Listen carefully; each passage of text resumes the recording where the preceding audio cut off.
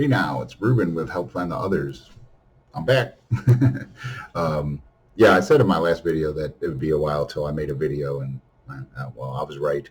Um, we've tried to keep the podcast up and everything. Obviously, that's been coming out as frequently as we can.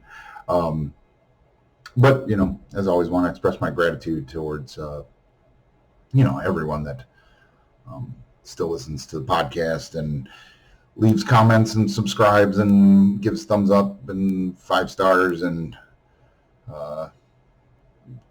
joins in the conversation on our Discord and sends me emails and everyone that does whatever you do to keep the internet algorithms pushing out our message and slowly and surely helping find the others, especially in times where I'm not able to make videos and stuff like that. It's your guys' effort and positive energy that moves this along, and I'm always grateful no matter what. So my last video, I talked about jumping into the abyss, and that was moving from my role as a stay-at-home dad to trying to find out what my if I continue my career path, what that would entail.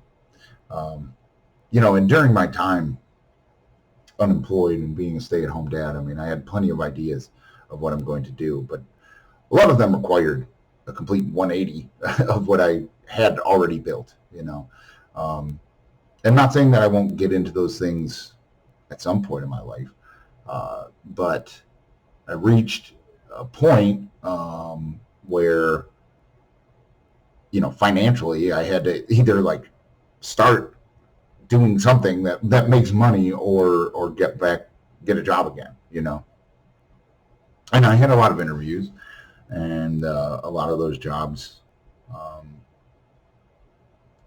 didn't check all the boxes I wanted out of a perfect job or whatever. And there was a lot of things that, I was like, well, I really wish I would have got the job, but this and that and blah, blah, blah.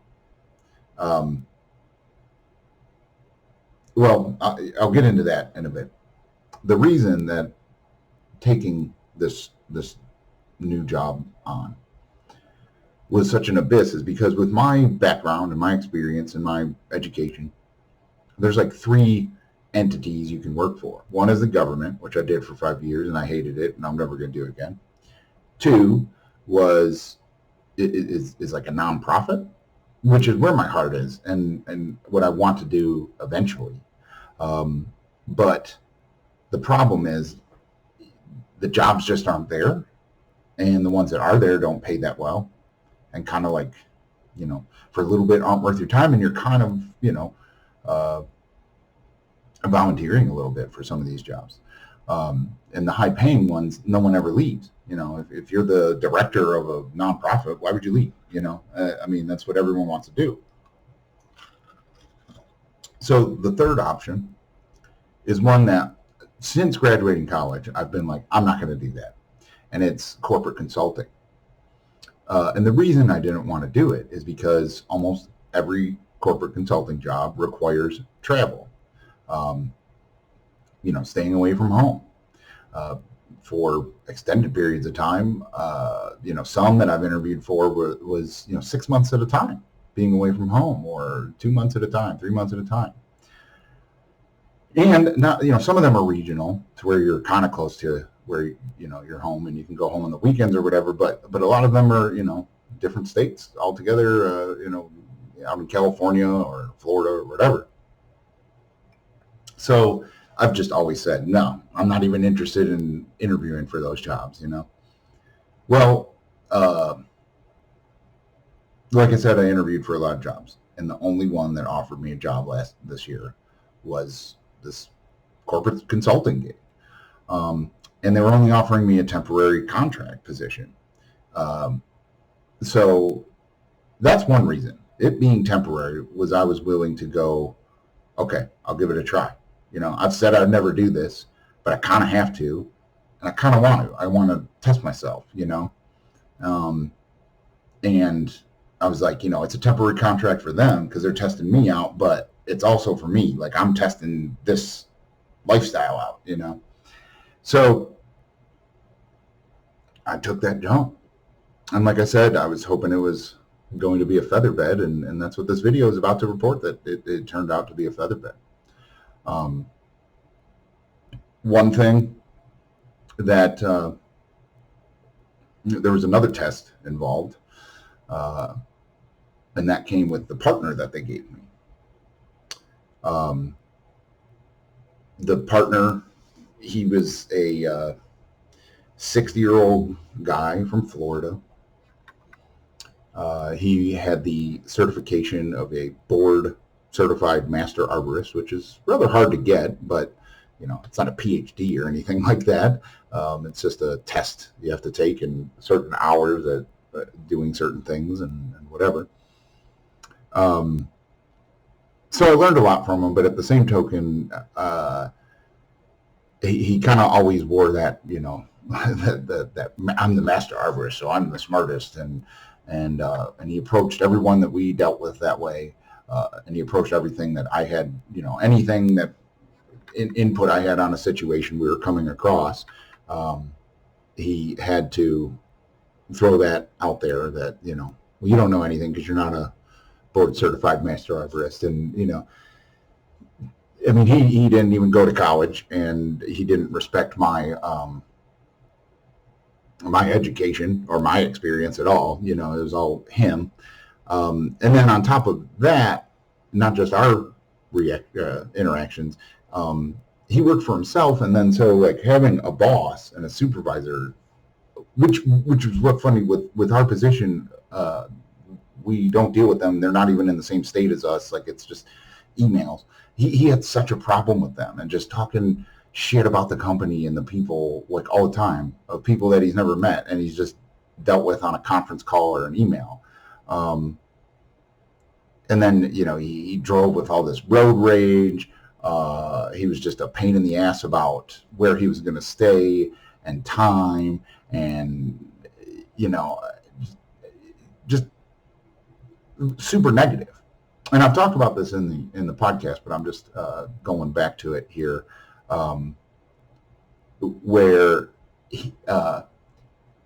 it took me about 2 weeks until I stopped feeding into that. For 2 weeks, I was sitting there just feeding into his negative energy, just being like, oh, yeah, that sucks, man. This gig does suck. Yeah, I got to figure out how to do a food truck because this just sucks, But then, after 2 weeks, I decided, like, wait a minute. I'm totally absorbing his point of view and his energy. And I need to be grateful that I have this position. Everybody else turned me down. These guys said yes. I have an opportunity here to do a real good job and, find out, challenge myself with staying away from home and, ceding this control I need to have over my kids and my family and stuff like that, to be more of a give and take with my wife and stuff like that. I need to be positive and grateful. And as soon as I switched that mentality, I started feeling sorry for him. Instead of trying to argue with him, I was just like, man, I really wish that he would see this a different way. And he and he never did. And I mean, he's 60. He's not going to change. There's no, I couldn't change him, and I just tried to, just be the positive counterpoint in our crew. But as soon as I changed that perspective, I mean, everything just started falling into place. What ended up happening was they realized that there was too much work to do, so they hired another crew to do most of the Indiana work. And so I ended up not having to stay away from home as much as I thought I would. I still had to work 60 hours a week, but I didn't have to be away from home. And we were just around the Cincinnati area.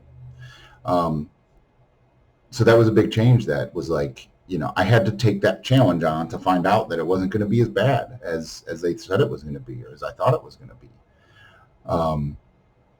which is, great. And after, just kind of being like, I'm going to do a good job. I'm not going to file, he wanted to like cheat him on all this stuff and just be real lazy. After I was like, no, I'm going to do a good job. I ended up, they offered me a full-time position with the company and not doing the same thing we're doing. This would be not staying away from home. This is working around where I live. And also, the job just checks all the boxes that I needed out of a job, and it's better than all the jobs that I didn't get. The patience of dealing with all that, and then taking the head-on challenge of trying something I said I wouldn't do, and giving it a try, rewarded me with everything I wanted out of a job. For right now, I mean, I obviously want to. Keep moving forward. And I want to do all the other things that I wanted to get into, but I need to, get more financially stable. I need to, have my kids grow up and get a little more independent and not need me as much. There's just a lot of other things I have to be patient for and see what that next step in my career is. But I had to keep a positive outlook in the face of negativity, and I had to challenge myself. And, that's a life lesson to learn in anyone's life. I don't care, it doesn't matter what your difficulties are in life that you're facing. The biggest difficulty, the biggest roadblock we all have is ourselves. We're our own worst enemy. I don't care who you are. I don't care what situation you're in. Even if you're homeless or you're in prison or whatever, the person stopping you from growing is you, And I never want to stop growing. When you stop growing is when you start dying,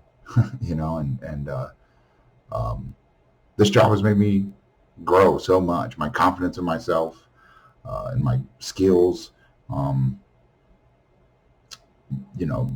I thought like I don't really have the right credentials to like have a good job and stuff like that, and like, well, I do, and this job's going to pay for me to get more credentials to be even more in demand and stuff like that. So it's just I don't know, it's really good, and it mirrors the whole jumping into the abyss, right? We use that for the psychedelic experience, but that's the biggest message I have in all our podcasts and all these videos is that the psychedelic experience mirrors our life experience. It's just condensed down into like a 4-hour window. But the lessons you learn, the lessons you integrate into your life, that's why, like it doesn't matter how deep you are, how deep a psychonaut you are. You come back to now, to being sober, to dealing with life. And that's what we're learning with all these psychedelic experiences is how to deal with life, how to get through this, and that's why I think, mushrooms and Molly and all this stuff is being shown to cure depression and anxiety and all this stuff, because that's what depression and anxiety is a side effect of not really figuring out how to get through your life, and so these psychedelics we talk about do that, but that is nothing to, that's another conversation, I guess. I just wanted to report back that, everything's great. Everything fell into place as soon as I, challenged myself, relinquished the permanence I had put on, what I will and will not do and what I'm too good for or whatever. And then also, just not feeding into others' negativity and keeping a positive outlook and being grateful for what you have. That, I had an instant, reward for those challenges. And I'm going to keep that going forward to try and, face any challenge with that, be flexible, don't be permanent as far as what you will do, won't do, won't think like, foods you won't try, whatever, I don't think, I don't think there's a universal reward for permanence, if that makes sense. Nothing's permanent. And we shouldn't have our ideas and values and morals. They really shouldn't be permanent, I don't think. And you know, if there's something you've always said, like, I'm not going to do that, but you keep seeing yourself faced with that opportunity to do it, that's probably the universe going, hey, give it a try, you know, and, you know, jump into that abyss as well. And no matter what you do, keep a positive outlook and be grateful. That's all I got right now. I don't know if this video is going to turn out. I don't know how the sound's going to be. I don't have my mic. I'm just using the mic on the camera. And it kept saying that frames are going to drop out. So sorry if the video quality was bad, but I just wanted to get this out here because we're not doing the podcast this weekend, and to just you know, tell you guys to hang in there, give you an update on myself, and I'm not going to be working 60 hours a week anymore. So hopefully I'm going to have like one day a week to myself where I can make videos.